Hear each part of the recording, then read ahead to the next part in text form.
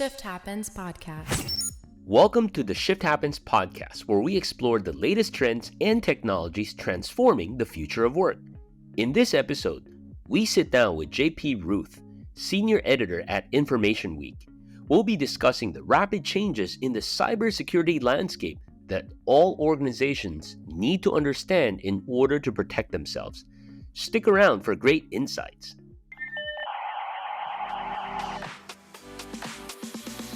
Shift Happens Podcast. Shift Happens Podcast.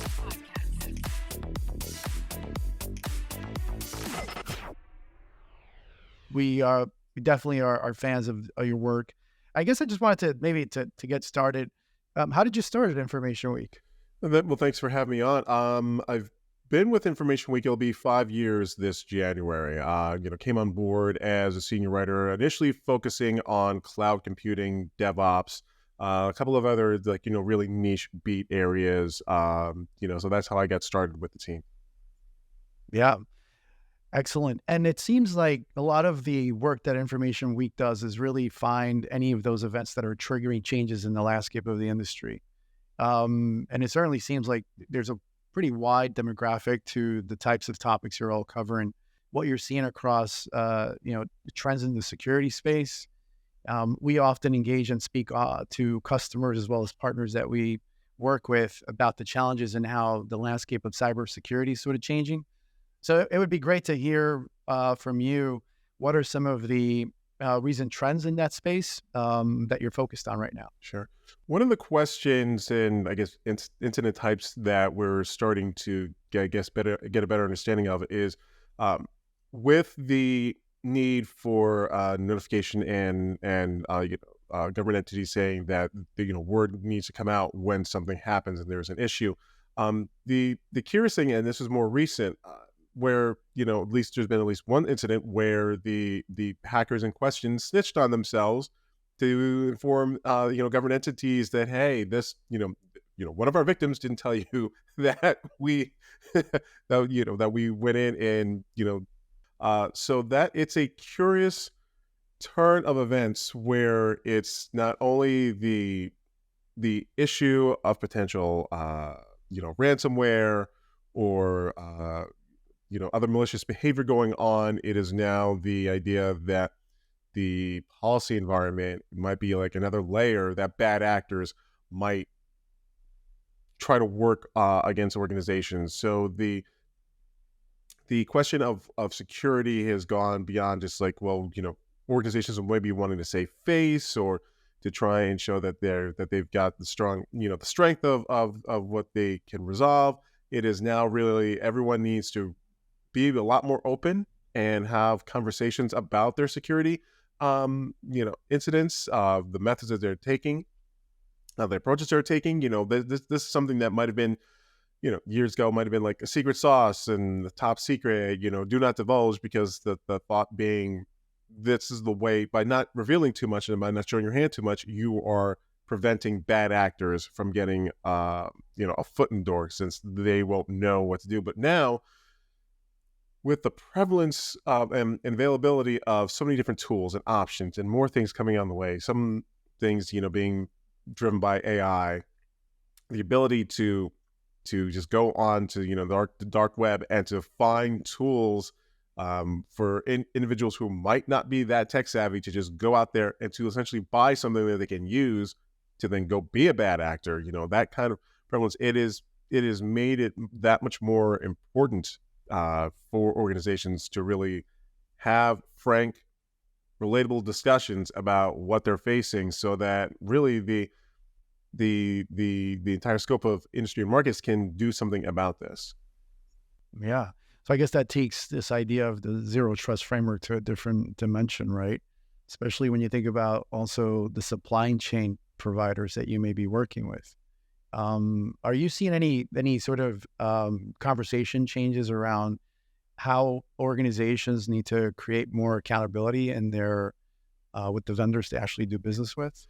Yeah, absolutely. If you go back to just some of the more prominent issues that have come up, we've had the name of it is escaping me, but the incident where, there was a slow burn kind of attack where it was revealed, after, maybe several years that, bad actors found their way into this organization's, framework, and then, was kind of just quietly doing things and picking things up. That has definitely upped the need for essentially trust but verify at all steps of the way, because it just made it more prescient that these are that we can't just operate on their assumption that, well, we've locked things down, at least one time, or we have our occasional updates to security measures. That this is definitely something that has got to be the ongoing organic, defense that needs to be developed. There's security guard, if you will, just that is on duty, that'll just kind of take care of everything, and just like you pass once and you're fine. It's like, no, it needs to constantly be checked, be looked into. As more damage, unfortunately, is seen in real time, I think that's definitely made the conversation move to we need to constantly be checking, have zero trust methodologies, need to be part of going forward. Even for some innocuous things, I know, like with even my own organization, sometimes they're like, I'm like thinking, what do I really need to do that? I'm like, yeah, actually, because somebody could, just use a HVAC, whatever access, and and somebody has an oopsie, and all of a sudden they've got the keys to the kingdom, or at least maybe not the keys to the entire kingdom, enough to do something substantial. And the presumption that it's not going to be that bad has really shifted to, well, why we're going to give him any kind of a toehold at all. So that has definitely been a change in the conversation. I mean, JP, it's so fascinating, right? Like almost every day we see an incident. Like recently, there's I think a 60 credit unions just got attacked with ransomware. A big casino in Vegas a couple months ago. I'm sure you covered that. There's these easy access to tools, no doubt, as you mentioned. But then on the other side, there's the people factor too. I'm sure a lot of these incidents, it turns out that it was just people weren't doing what they're supposed to, or social engineering happened. Do you see that still as one of the most common ways that attack takes place, or people are getting more mature now, or better trained to defend themselves, at least from the people side of the issue? I think the training in regards to social engineering continues to be part of organizations' defense efforts, but I also think that there needs to be a change there. You do training videos and what have you, where it says, don't pick up the random US, thumb drive that you just found in the parking lot and plug it into your computer. And I'm thinking to myself, wow, why would anyone want to do that? But again, sure, that is like kind of like base level training that needs to go on. But I think the nature of social engineering needs to also start to accommodate for things like the layers of sophistication that are happening with social engineering, and how potentially AI might be even worked into there to be part of that effort. Training people to understand that, to double check, like maybe like the email address that might look close, but could be just off just a bit, or masked in some other ways to make it look like it's official, and to not just click that link or just to follow those instructions. I mean, yeah, that continues to be an ongoing conversation, but I think also the training that should happen with that kind of preparation should include understanding of the possibility of deep fakes, of other types of things that are really designed to try and mimic the language and identity of the good actors, the good parties, and then trying to get a better understanding of how that can be screened for, how that should be paid attention to, and then just to do what they can to double check. I mean, that the more obvious thing is like somebody's asking me to send money somewhere, and I don't know exactly why this prince needs me to wire him money to get more money back. I mean, that's it's an old joke now, but the idea of getting people within an organization to understand that maybe this particular order or request, it might not tie specifically to some kind of monetary access, but it might tie to, giving information to a party that can then use that to leverage something going forward. So you bring up a good point around AI, right? On one hand, in the example you just mentioned, is AI can help do good, can help prevent social engineering attacks. But at the same time, AI can be used for nefarious reasons as well. So there's a lot of conversations, at least on the policy space, around how we put guardrails. The Europeans last week put their AI Act in place, and I think the U.S. government is still working towards that. What's your take? What's your perspective on how policies can help shape not only AI, but certainly the broader conversation around security? Yeah. There's some question that folks have about whether or not policy is just going to slow things down, but it's also necessary. In order for there to be an environment that organizations and just the mainstream want to operate and live in and exist in, there need to be guardrails. It just needs to happen. Why is somebody going to want to engage in a space knowing or just having an awareness that there's a high potential for bad actors to do something, to steal something, to glean something off of them? We all want to be more secure, or at least have a better understanding, or have the playing field leveled so that we can be aware of what we are getting into. And, whether it's specifically AI or what's being done with data, these are things that individuals and organizations want to get their arms around and say, hey, before I partake in this, I need to know what's going on. And I think that part of the policy discussion, in theory, should be speaking to that. I mean, there might be arguments that there are other things that policy introduces into space, but speaking to like the need for organizations, if they're going to make use of information from another party, or they're going to process things and put things out into the wild. I mean, those guardrails and checks need to start to happen, because if you don't, then you are just kind of saying, well, you're throwing the baby out with the bathwater, and that's just part of trying to be part of the cool kids using the new technology. And I understand that there has been this, at least at earlier days, move fast, break stuff. Let's see what we can do. We've got to be Wild West cowboys. Just yeah, and that's fine, and that's great. But at the same time, you are not trying to do something just to be reckless, to see how you can push the limits. You need to do something in a way that speaks to a going forward, thriving effort. And no one wants to, just willingly just take unnecessary risks. You can say that might, hinder innovation. But even before you get the policy side of things in, within many organizations, the people who are responsible for security were probably already known for slowing down, developers who want to race off and say, like, hey, I've just made this quick thing and I just want to, I want to have access to this. I want this to be, connected to this over here.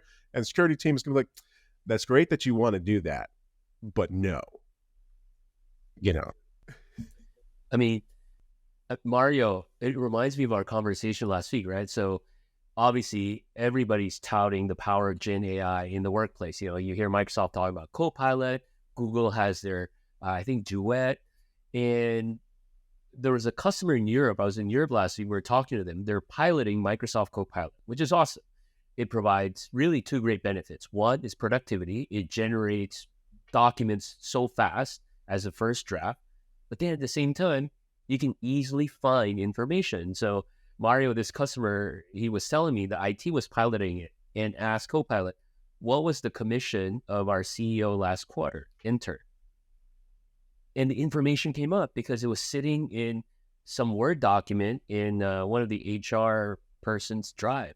Again, people were malicious, but to JP's point, right? Like, how do you put the safeguards in place? Are these data permission set correctly, well classified, confidential, right? So I think that groundwork still needs to happen. While tools like AI is fantastic, but at the same time, it's not a magic pill where a lot of the base level rigor and discipline that we have to put in place in securing the data has to be there, or else AI would just amplify a lot of these problems and challenges.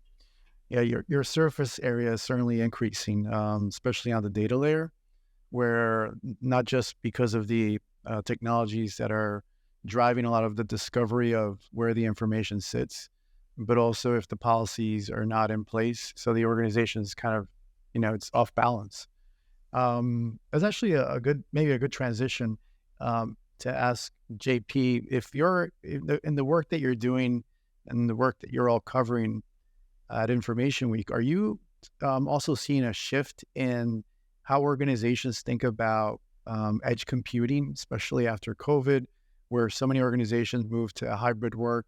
And do you see that as they start to think about edge computing differently, as well as the data point that Dux just shared, how is that affecting organizations, and how are they transforming, either introducing new policy or quite frankly, creating guardrails for information that sometimes there's no automation yet layer out there, and oftentimes these companies have to start thinking about in-house solutions.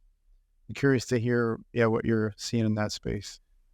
So definitely with the pandemic response, if you will, where everyone just really quickly needed to just kind of spread out. That was like the strategy and tactic of the moment. And then now we're in this curious space where numerous organizations have settled it and embraced that, but then you have other organizations, or maybe elements of organizations, that have sought a return to office. And it's I don't think it's like maybe just one tug of war. I think there's like different angles and different ropes being attached here in terms of business needs, operational needs, real estate needs, that are going on, and that has really changed up the idea of, well, move to the edge, move everything to the edge. We're going to be cloud based, cloud native. Everything's just going to be whiz bang with that. But now the operational side of things, some organizations are saying, well, I still feel comfortable if we got something more centralized in-house at the same time. So it's creating a really mixed bag, like kind of more of a quilted landscape, rather than just like kind of like one cohesive sheet, like kind of like landscape, like one, just like plain, like, white field of like, and this is how we are now. We are all just going to be moving things onto the edge, because then there's also the consideration of, okay, how is our organization going to implement that? What kind of bring your device factors are going to come into play here? Different organizations have had to work with that over time, probably with like maybe like handset mobile phones, how that's interacting with the network. Maybe there's work laptops, but then people get more comfortable with like, well, I just want to use my own workstation that I have set up at home. All these are kind of going to be our ongoing conversations and questions that are going to be had and are being had, because we are now, I guess, in that space where everyone's finding, well, they're potentially finding there are ways to be more efficient by pressing out to the edge and being more cloud native. I think it was at this most recent AWS reInvent, Werner Vogels, during his keynote, talked about driving this new kind of cloud architecture, but then considering cost. There's so much that can be done, so many different ways you can expand, but then the question of, well, now what's it going to cost to do these things? Do we need all the bells and whistles? Do we need all these layers of features? What kind of potential exposure? All those things are being questioned now, because I think that it's been for a while that we've kind of come to the understanding that there's going to be that need to drive to the cloud edge in order for organizations to be competitive. But understanding, well, how much and where specifically they need to implement those things is really kind of like the going question now.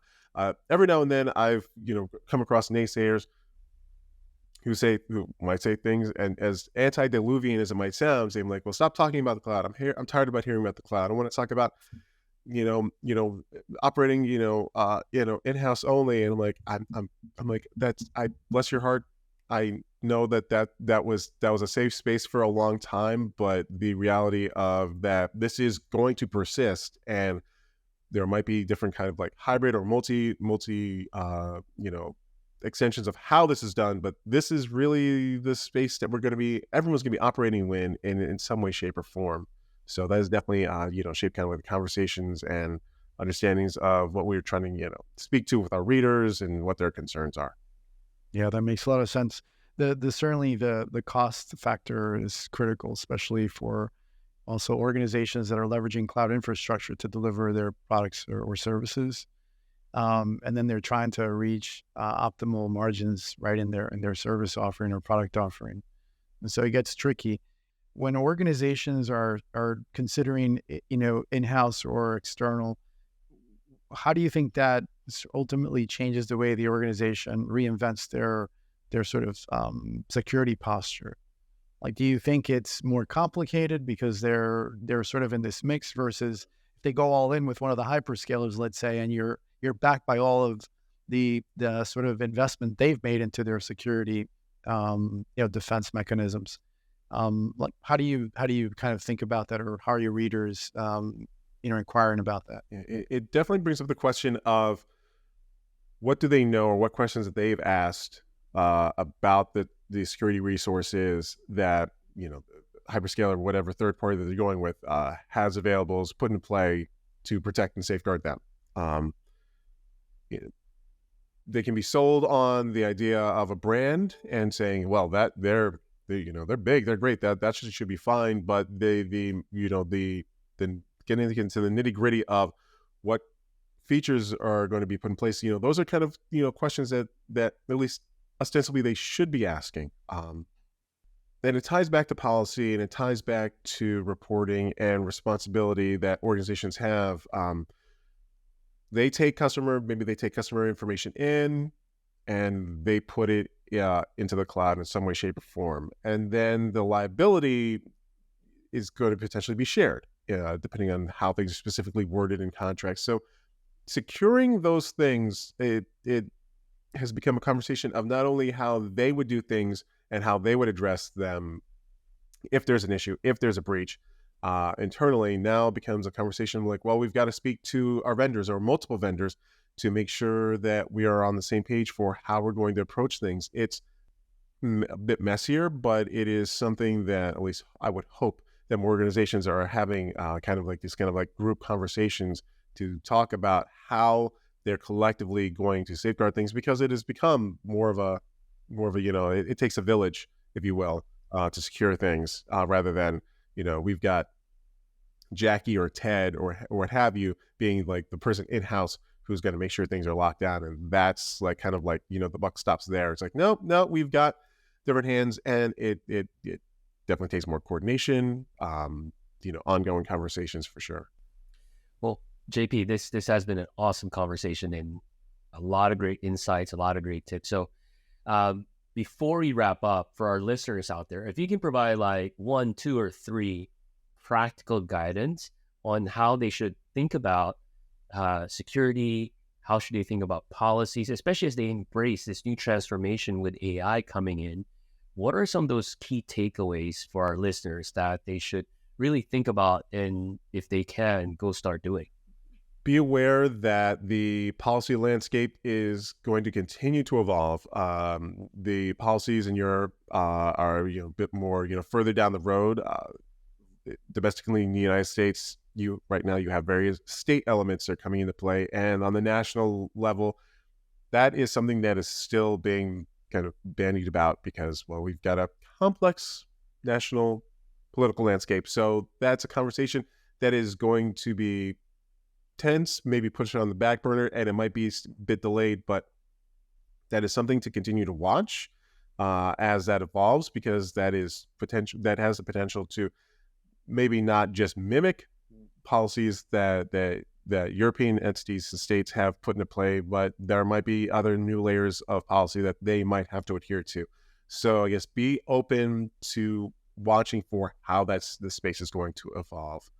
On the security side, the availability of tools, the availability for people who might not be heavily technical to potentially become bad actors is growing more widespread.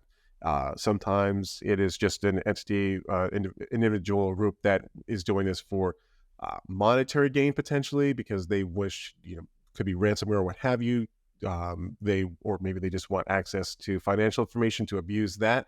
But there can also be, sociopolitical or geopolitical drivers that are motivating people, but they also might want money at the same time. But they, be aware that there might be entities that might target an organization based off of, a response to a desire from, a nation state or some kind of political agenda. Be wary, be on alert for how you may or may not fall into that landscape. It might not be something that everyone needs to worry about, but you might find yourself like suddenly in the midst of like conflict, from halfway around the globe, and you're like, well, how did our organization get tied into this particular attack?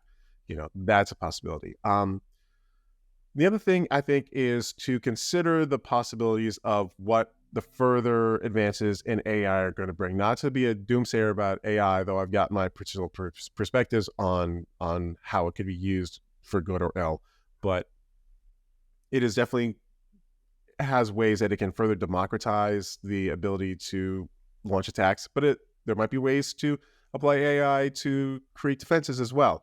And that's going to be something to just pay attention to, find your path, and maybe ask questions about not just how you could use AI for something shiny and interesting and to tell the market that you're using AI to, create chatbots, but also think about why or how you could use AI potentially, if there's a way, maybe through a third party, to use that on your defense side. That thing that's something that's going to be every organization is going to be hopefully looking at as we go forward. Awesome. Great advice. Thank you so much. This has been quite informative. Dux and I have learned quite a bit just in chatting with you. We look forward to following a lot of the content that you and the team at Information Week are producing. But it's been a pleasure, JP. Thank you for having me on. Absolutely. Thank you so much. Shift Happens Podcast. Thanks for listening. The key takeaway today was with threats advancing exponentially, defense now requires open collaboration and coordinated vigilance across internal teams, partners, vendors, and industry coalitions. Building a transparent security ecosystem is essential to match rising sophistication of attacks. This means implementing leading-edge policies, technologies like AI defense, and advanced social engineering training while aligning externally through verified measures and unified incident response. If you like today's episode, subscribe and leave a review wherever you listen to your podcast. See you next time. Shift Happens Podcast. Shift Happens Podcast.